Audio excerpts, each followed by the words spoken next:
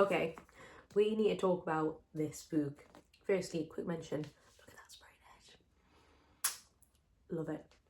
So I had such mixed emotions on this book.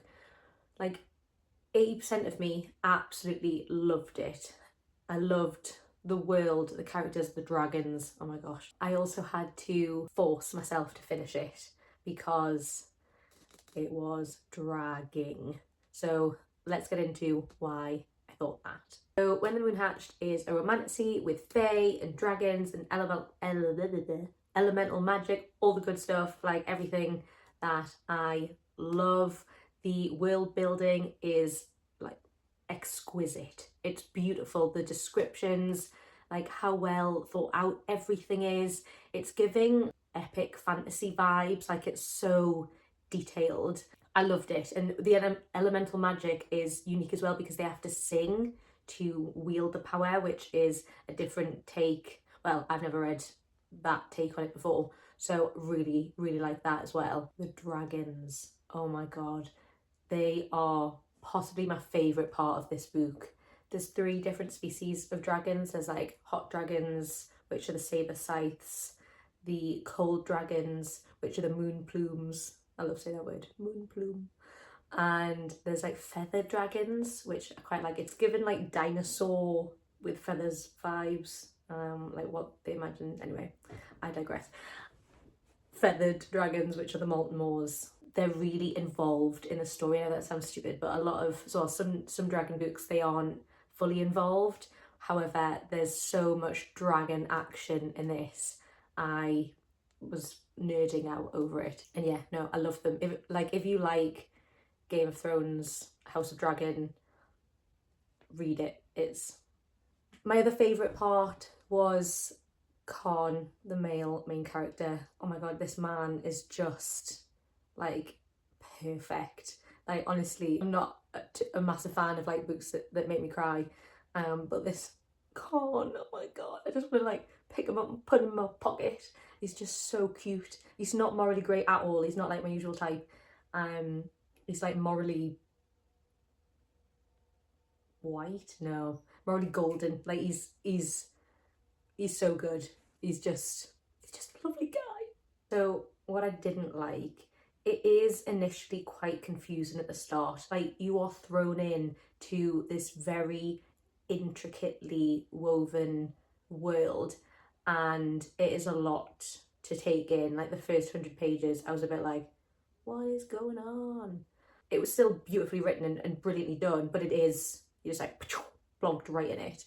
So that can be a lot. There is a glossary at the back, but I didn't read it, just went straight in. So you might want to read that, but there is a spoiler at the back, so be warned, like you might fall onto that spoiler page. Okay, so this bit goes into spoilers, so if you don't want any spoilers, fast forward. At the start, I loved Rave. Like I loved how badass she was, like killing that like dickhead guy who would like hurt all these people. I was like, yeah, you go girl.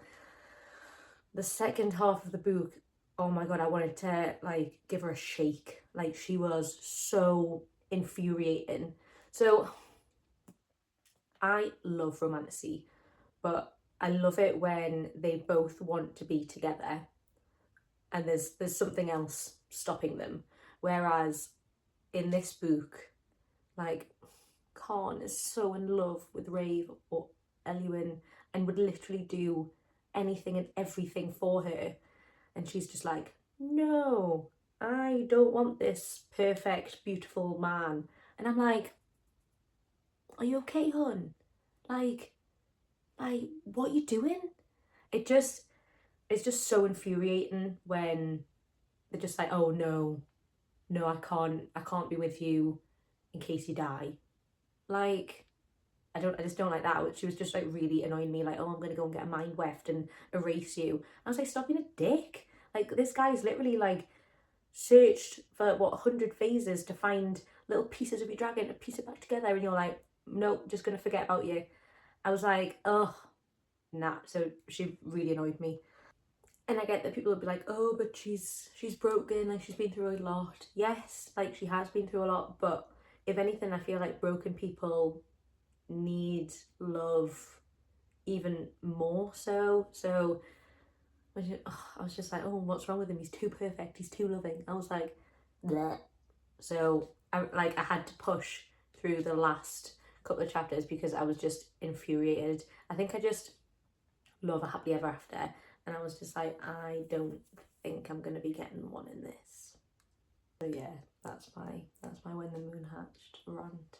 I did like the whole secret identity amnesia thing. I like going through it as I was reading it. I was like figuring out like who's Eluin. Initially, I thought Eluin was gone. Well, and then yeah, the actual like bomb at the end. It's not a bomb. I don't know. Is it a bomb? The surprise that like Eluin and Con have a child and Con doesn't know about it. I was like, so despite how much it infuriated me, I'll absolutely be reading the second one because I'm like, Con needs to know. Also, the Scavenger King sounds like a dick. Like this whole Firelock. I mean, shit's gonna go down. He's like, Con's got his twin brothers who are dicks, and this Scavenger King. You can just tell that it's gonna be a lot. My rating, I gave it 4 stars. Like I said, I pretty much loved this. It was just the girl at the end. I was like, pull yourself together.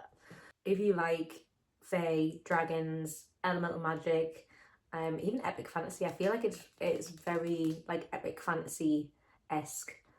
Give this a read. Despite my personal preference for the romantasy, it's a beautifully written story and I will recommend it to people.